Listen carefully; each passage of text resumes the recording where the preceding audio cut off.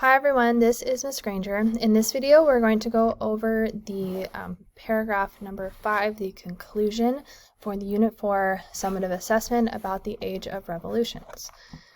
Again, on the first page, you should see all of the recommended directions and how you're going to be graded. We're going to again skip down to paragraph number 5. The conclusion is going to be pretty short. So there's going to be two kind of sections. The first one will be restate your thesis or your position. First, you will restate your thesis from paragraph 1.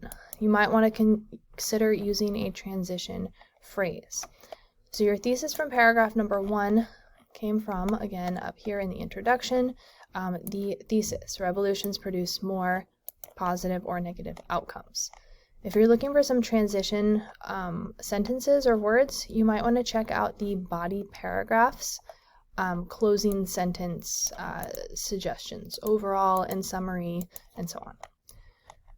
From there, you will add some additional insight and reflection on the topic. Adding insight or reflections can really round out your writing, and it leaves your audience feeling like they've concluded their experience reading your essay. You might want to consider addressing one of the following topics for these final sentences. Say something about revolutions in general. Discuss how revolutions have impacted our lives today, or make some kind of connection to current events with the topic of revolutions in mind. We want to have some kind of final thought on the topic.